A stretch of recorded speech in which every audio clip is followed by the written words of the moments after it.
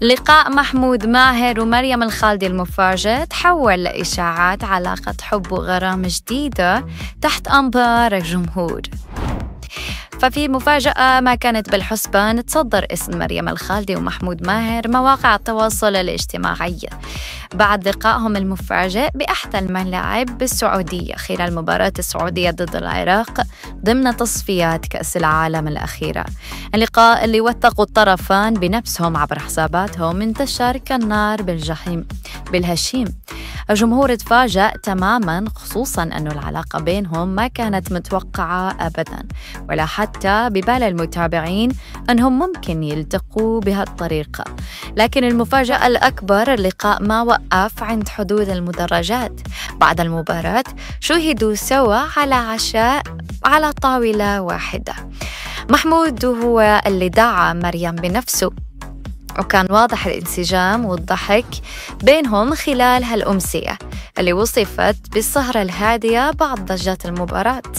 الجمهور ما سكت، تعليقات انقسمت بين داعم بيشوف أن صداقتهم جميلة وعفوية، وبين من بدأ يطرح التساؤلات الجدية: هل ممكن تتحول الصداقة لقصة حب جديدة على السوشيال ميديا ولا مجرد لقاء عابر؟ وهل هذا أو معقول يكون محمود هو المليونير اللي كانت تقصده مريم بمقابلاتها الأخيرة؟ كل هذا رح نعرفه بالأيام المقبلة، هي اللي رح تكشفوه على الأكيد. يا جماعة قاعد أنا أوكي، فجأة مين بشوف جنبي؟ شوفوا مريومة، هلا والله نورت. يا سلام، أنا قاعدة يعني مشجعين السعوديين وأنا وحدة العراقية هناك. نورتي. مين تتوقع يفوز؟ والله شو أنا حلو متوقع إنه إحنا، يا رب إحنا العراقيين. نور. هلا والله نورتي. نورك شلونك؟ كم تتوقع النتيجة؟ أحس إحنا العراقيين راح نفوز اليوم. إن شاء الله بالتوفيق للمنتخب السعودي والعراقي. شنو؟ هاي لاعبين المنتخب العراقي. زين اقول لك يلا وين نروح ناكل؟ خلينا نحتفل على الخساره والربح.